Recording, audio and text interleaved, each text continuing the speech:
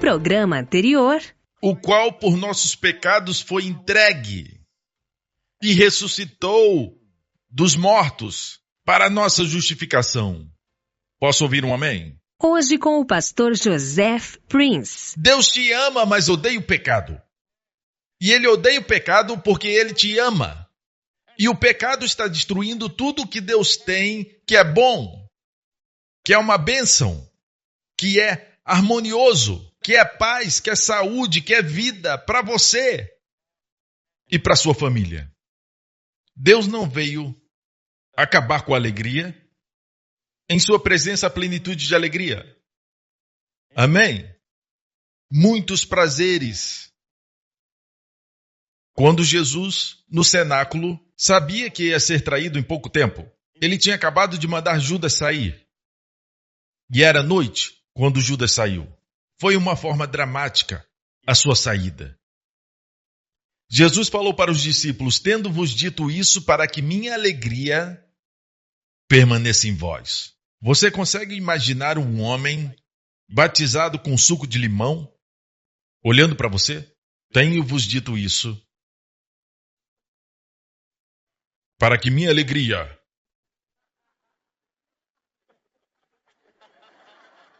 permaneça em vós. Pedro diria assim: Senhor, tu precisas mais do que nós. Certo?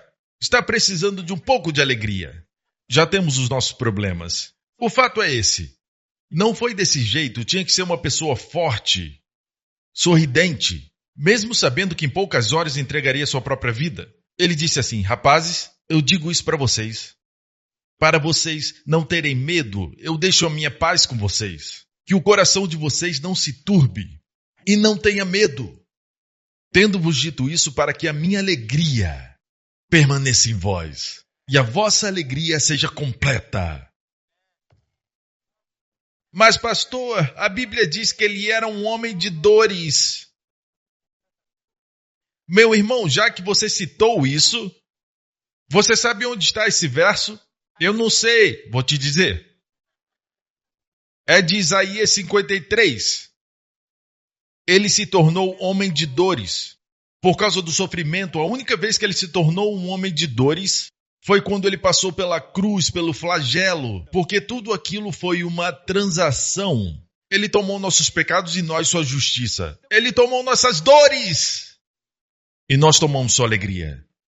Ele se tornou maldição para que nós fôssemos abençoados. Essa parte da maldição é tremendo. Eu falei para vocês que semana passada, estava lendo Gálatas 3,13, Cristo nos resgatou da maldição da lei, fazendo-se maldição por nós. O Filho de Deus se tornou maldição por nós, para nos redimir. Não é apenas que ele tomou um pouco de maldição, não, ele se tornou maldição para que a bênção de Abraão viesse até nós. Não menospreze isso.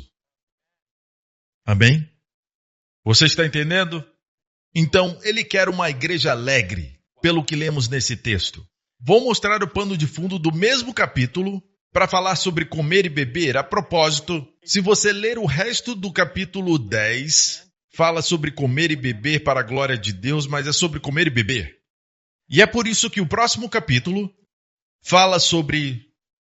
O apóstolo Paulo diz em 1 Coríntios 11, eu recebi do Senhor Jesus o que também vos ensinei, que na noite em que Jesus foi traído, tomou o pão. O apóstolo Paulo, no próximo capítulo, 1 Coríntios 11, disse, eu recebi do Senhor o que também vos ensinei. Na noite em que foi traído, tomou o pão e disse, partiu e disse, isto é o meu corpo. Depois tomou o cálice, deu graças e disse, este é o meu sangue, derramado por vós. Vou fazer uma pergunta. Por que, no capítulo 11, Paulo disse, porque eu recebi do Senhor o que também vos ensinei? Ele poderia ter ido a Pedro, poderia ter ido a Mateus. Mateus, Marcos e Lucas registraram nos evangelhos sinóticos que Jesus instituiu a Santa Ceia, a ceia do Senhor.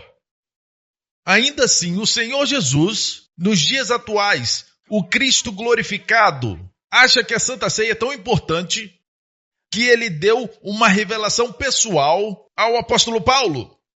Paulo mesmo disse: eu recebi do Senhor o que também vos ensinei. Na noite em que foi traído, ou seja, ele não recebeu de Mateus, não recebeu de Marcos, Lucas ou João. Ele recebeu do Senhor. Você acha que Jesus hoje, à direita do Pai, considera isso importante para revelar para você? Eu sei que depende da igreja, mas tem denominações que não participam mais da ceia. Outras participam a cada 2 meses, outras uma vez por mês, outras só comem um pão. Mas vou dizer algo. Eu creio que o diabo está tentando minimizar o escape. Ele está tentando cobrir os seus olhos da saída. Você está me ouvindo? Voltando a 1 Coríntios 10, o contexto, certo?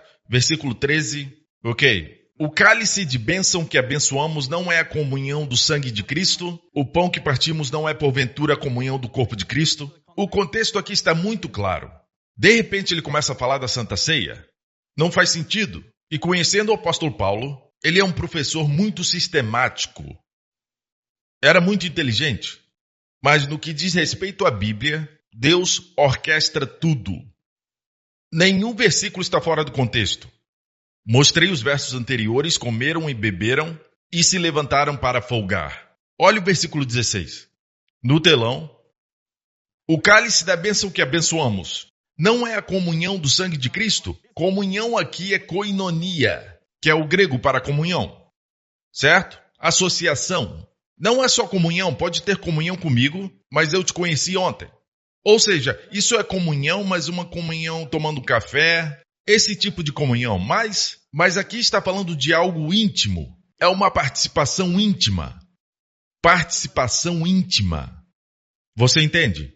Essa palavra também é usada no contexto de marido e mulher, na intimidade. Falam coisas um para o outro, certo? Tem coisas que eles falam e fazem que ninguém mais sabe. É uma participação íntima. Pensamentos, corpo, alma e espírito. Ok? Essa é a ideia de comunhão aqui. Você entende?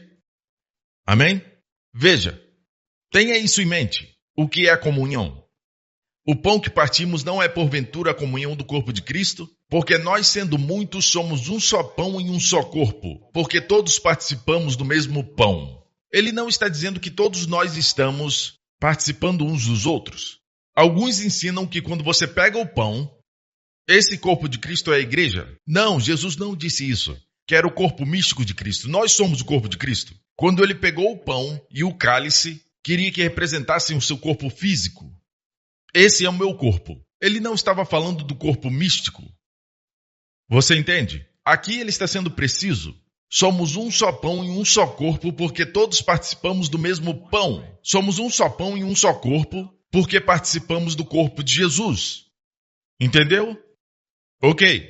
Vede a Israel segundo a carne. Voltamos ao antigo Israel, o Israel segundo a carne. Quando ofereciam uma oferta, os que comem os sacrifícios não são porventura participantes do altar?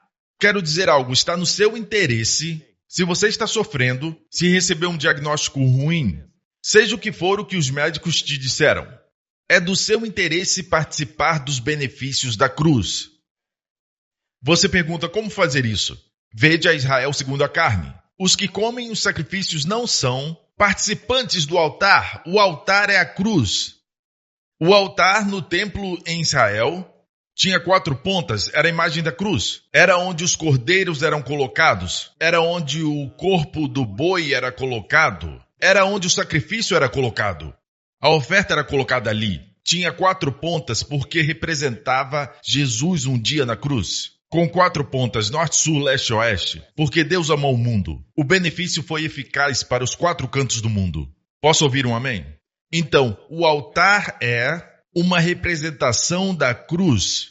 Agora, como participamos? Essa é a pergunta mais importante para a Igreja de Cristo. Eu sei que Ele tomou as minhas doenças, mas como eu participo disso? Como eu posso ter acesso a isso? Como posso ter koinonia? Como posso me tornar um participante íntimo? Um participante do que aconteceu? Como posso participar dos benefícios do sangue e dos benefícios do pão? Como? Vede a Israel. Os que comem não são participantes. Ou seja, quando você come o pão e bebe o cálice, você se torna participante daquilo que Jesus fez naquela cruz. Você entende, igreja? Vou ler para vocês alguns testemunhos. Talvez um testemunho, por causa do tempo, vai te abençoar, de um rapaz chamado Joshua, do Reino Unido. Eu fui salvo quando tinha 9 anos. No entanto, minha experiência na igreja foi de viver uma boa vida cristã, em vez de receber a graça de Cristo. Me senti um hipócrita tentando lidar sem sucesso com meus sentimentos de culpa e vergonha. Como resultado, passei minha adolescência e anos da minha vida adulta longe de Deus. 4 anos atrás, voltei a frequentar a igreja. Conheci alguém em um grupo que me apresentou o ministério Joseph Prince e comecei a assistir às mensagens do pastor Joseph Prince. Lentamente, a mensagem da graça de Cristo começou a curar meu coração. Quanto mais eu escuto, mais as minhas crenças erradas são substituídas pelo Evangelho. Por 6 meses eu chorei incontrolavelmente toda vez que ouvia da graça que Jesus morreu para nos dar. Mesmo sendo salvo desde criança, eu nunca compartilhei do Evangelho porque me sentia um hipócrita. Agora eu falo da graça de Cristo para qualquer um que quiser ouvir. Certo domingo, eu dei um testemunho na minha igreja. Por 26 anos, eu sofri com dolorosas verrugas nas solas dos meus pés. Tentei todos os meios, incluindo cirurgia laser, para me livrar desse problema. Mas nada adiantou. Quando fui convidado para um churrasco um tempo atrás, perguntei se podíamos participar da Santa Ceia juntos. Eu assisti às mensagens do pastor Prince sobre o poder da Santa Ceia e li o seu livro sobre a Santa Ceia. Eu falei da minha nova crença sobre o significado de discernir o corpo do Senhor e sobre os elementos da ceia com o grupo. Depois de participarmos da ceia, oramos e cantamos hinos sobre o sacrifício e o amor de Jesus. Eu amaldiçoei aquelas verrugas que já tinham espalhado para as minhas mãos. Semanas depois, ele já estava sofrendo por 26 anos com esse problema. Tentou de tudo, mas nada funcionou. Semanas depois, as verrugas na minha mão tinham desaparecido. E nas próximas semanas, meus pés também foram curados. E agora eu estou completamente livre das verrugas. Toda a glória a Jesus, aleluia!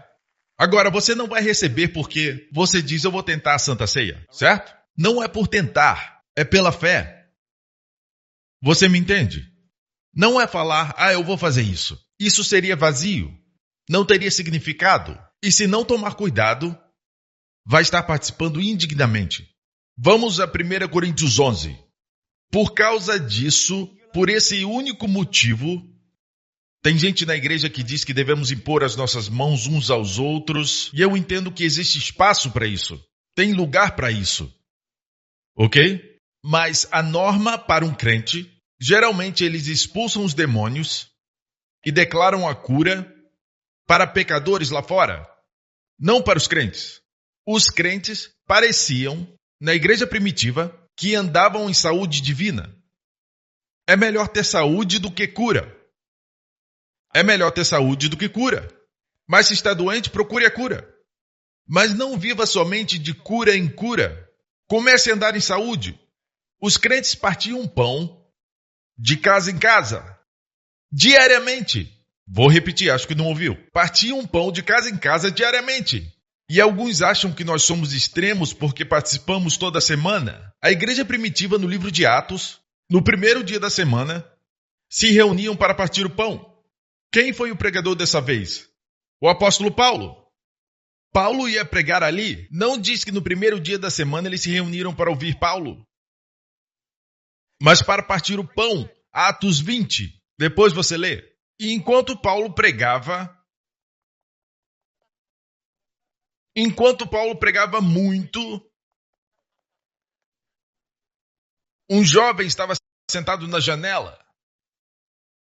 Tinha 3 falhas ali. Tudo é simbólico também. 3 falhas, o terceiro céu. Todos os crentes estão sentados com Cristo no terceiro céu. O nome do jovem foi dado. Por quê? Porque tem um significado para a igreja. Seu nome era Eutico. Eu significa bom, no grego. Eutico significa boa sorte. Ele dormiu, não escutou a pregação de Paulo. E ele caiu 3 andares e morreu. Veja, porque a igreja Por que a igreja foi roubada da boa sorte? Eutico. Não escutamos a pregação de Paulo. Assim como outra história em Atos, no navio da cristandade, Paulo estava lá, mas se recusaram a ouvir Paulo. E quando naufragaram, Paulo disse: deveriam ter me ouvido. Devemos ouvir a revelação de Paulo, especialmente a graça. Deus deu a Paulo.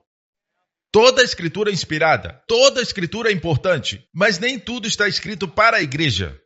Tem coisa para os judeus, outras para nós. E foi Paulo que disse: eu recebi do Senhor sobre a Santa Ceia. Você está entendendo?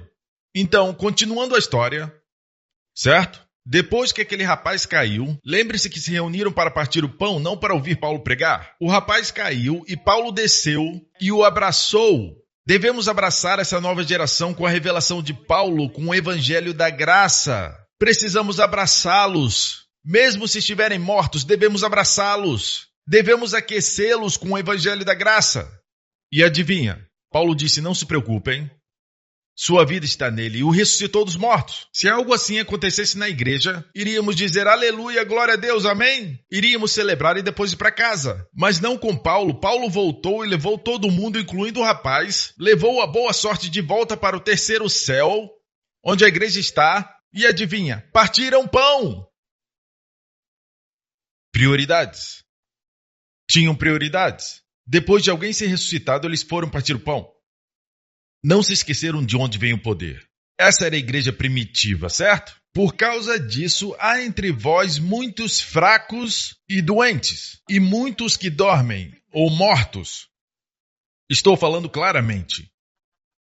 Para um crente é dormir. A morte não tem mais poder, porque Jesus conquistou a morte. Então, para o crente é dormir. O pecador morre, o crente dorme, até Jesus o levantar dos mortos. Certo? Olha isso. Por causa disso, por um único motivo, eu verifiquei no grego, está no singular aqui. Há entre vós muitos fracos e doentes, e muitos que dormem. Qual é a razão? Qual é o motivo? Olha para o verso antes desse. Porque o que come e bebe indignamente, a chave é indignamente, come e bebe para a sua própria condenação, não discernindo o corpo do Senhor. Se eu te disser, e você está sofrendo de malária, e eu digo: eu tenho uma pílula aqui, tome esse comprimido, e você diz: eu não quero, eu vou colocar na água. Agora bebe, e você diz: eu não preciso disso. Você está trazendo condenação para si mesmo, por não beber a solução. O mundo do jeito que está morrendo. Não é que se estiver em pecado e tomar a ceia vai morrer, não é assim. O mundo já está morrendo. É por isso que esse capítulo diz que Deus não quer que sejamos condenados com o mundo. Uma condenação foi liberada nesse mundo. Uma sentença divina foi liberada quando Adão pecou. E essa sentença inclui as doenças. E a Santa Ceia é o escape. É o ekbasis. Você entende isso? Amém? Não discernindo o corpo de Cristo, eles tomavam a ceia. A maioria das denominações que praticam, e eu falo isso com o coração pesado, participam da ceia, mas muitas vezes eles juntam o pão e o cálice. Obrigado, Senhor, por nos perdoar e morrer por nós. Não falam de doenças. Não estão discernindo o corpo de Cristo. Discernir é diacrinó, fazer separação entre o pão e o cálice. Por que ele foi castigado? Porque Deus não enviou Jesus diretamente para a cruz. Por que Pilatos não enviou para a cruz? Por que teve que passar pelo flagelo e depois ir para a cruz? Porque por suas pisaduras fomos curados. Você entende? Deus te ama, Ele quer o seu bem. Deus quer o seu bem. Mas, pastor, eu já tomei a Santa Ceia. Tome de novo. Os discípulos iam de casa em casa. Em um dia, sabe quantas casas eram? Amém? Se chegasse em uma casa e alguém estivesse doente, eles tomavam de novo e tinham benefício. Partiam pão diariamente e de casa em casa. E esses discípulos andavam por muitos quilômetros. Jesus e seus discípulos andavam sem nenhum meio de transporte, com seus pés. Em terrenos difíceis, era o exercício deles. Correr é algo que foi inventado mais tarde. A caminhada era o exercício de Jesus, por longas distâncias. Amém? Não vem reclamar comigo. Por causa disso, então, se você reverter, se você discernir o corpo de Cristo, ele foi quebrado para que o seu corpo estivesse são. Eu vejo a minha pressão alta sendo levada pelo corpo de Cristo. Eu vejo o corpo dele sendo julgado para que meu corpo possa ser curado. Está discernindo, agora está comendo dignamente. Deus não disse que uma pessoa indigna não pode comer. Não é o homem que é indigno, é a forma que é indigna. É um advérbio. Ok? Um advérbio quer dizer uma ação que modifica o verbo. Então é a forma com que você come. Não está discernindo. Esse povo estava festejando. Na igreja de Corinto, eles bebiam e eles eram glutões, comiam muito na ceia do Senhor. Na nossa igreja é difícil acontecer glutonaria e embriaguez, porque esses são os nossos elementos. É difícil tomar indignamente. Então, nosso problema é que participamos sem revelação. Por isso eu estou pregando isso. Para que quem estiver com problema possa ouvir essa pregação várias e várias vezes. E se você está bem, você pode estar pensando que não precisa disso. Confie em mim, vai precisar. Amém? Então, por causa disso, se revertermos e discernirmos o corpo do Senhor, muitos são fortes, muitos saudáveis e vivem por muito tempo. Amém? Vamos para Isaías 53, rapidamente. Isaías 53 é a magna carta do Antigo Testamento. É a culminação de tudo. É o maior capítulo do livro de Isaías. Ele fala sobre o sofrimento do Senhor Jesus por nós. Não está feliz que Ele te ama? Olha aqui para mim.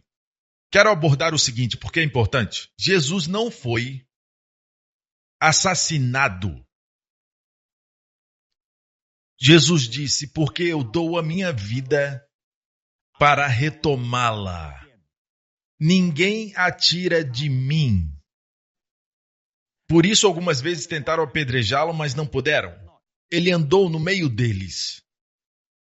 Mais de uma vez tentaram matar Jesus, mas não puderam.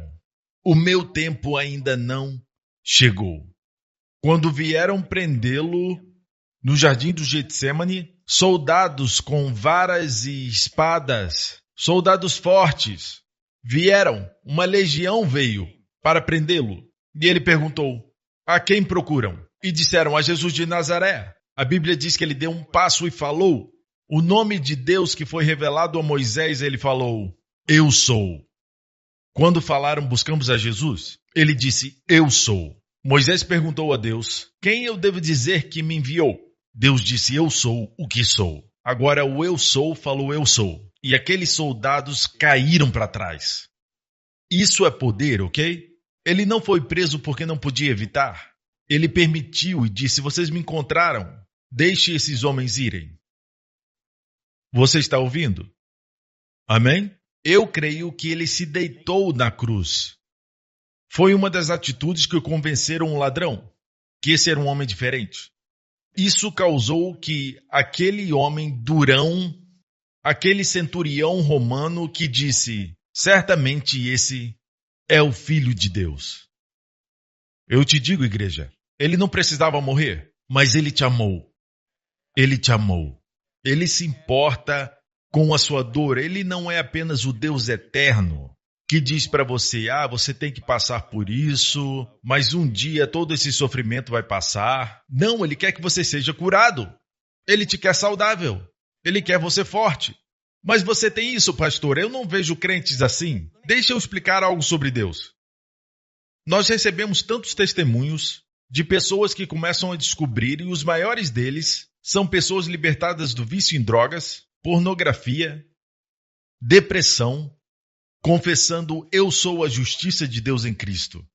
Tiveram a revelação que Jesus levou o pecado deles e eles receberam Jesus como sua justiça. A troca divina. Quantos de vocês sabem que às vezes os seus sentimentos dizem não, você é um viciado em pornografia? Mas quem você é diante de Deus? Você é a justiça de Deus em Cristo. Seus pensamentos dizem não, você precisa dessa bebida, precisa beber. Não pode escapar. Mas Deus olha para você e diz, você é a minha justiça em Cristo. O que acontece é que recebemos tantos testemunhos, se você for em josephprince.com, e for na sessão de testemunhos, vai poder ler o número de pessoas confessando: eu sou a justiça de Deus em Cristo, mesmo no pecado. E como um certo dia o desejo pela pornografia, o desejo por bebidas ou drogas simplesmente foi embora. Depressão foi embora. Você entende? O que eu estou dizendo é que apesar de você ainda ter sintomas de pecado na sua vida, você não se identifica com o pecado. Não é quem você é. Se você nasceu de novo, você é a justiça de Deus em Cristo. Quanto mais você se identifica com quem você é, não quer dizer que você não vai mais pecar. Talvez você peque, mas vai pecar cada vez menos. Você me entende?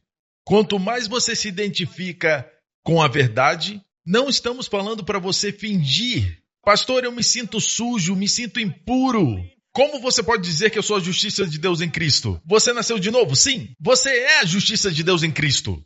Um certo homem falou para o pastor depois que se casou, o pastor os declarou marido e mulher, e ele falou para o pastor depois: eu não me sinto casado. E o pastor falou para ele: você está casado. Se eu fosse aquele pastor, eu não ia só falar. Eu ia sacudi-lo e gritar. Amém? Então, a mesma coisa com o pecado. Mesmo tendo pecado em você, quanto mais você se identifica como a justiça de Deus em Cristo, não quer dizer que você não peca, mas você peca cada vez menos e menos. Olha isso. Quanto mais reconhece que Jesus tomou suas doenças e começa a viver nessa verdade, quanto mais você toma a Santa Ceia, não quer dizer que não vai ficar doente, mas vai ficar doente menos, menos e menos. Meu conselho é que comece agora. Comece a se identificar com a verdade. No próximo programa... Não apenas venha à igreja, esteja plantado. Não apenas frequente. Os que estão plantados na casa do Senhor florescerão onde? Fora, no seu lugar de trabalho. Fora, na sua família. Meu amigo, creio que você foi abençoado pelo amor e graça de Jesus Cristo.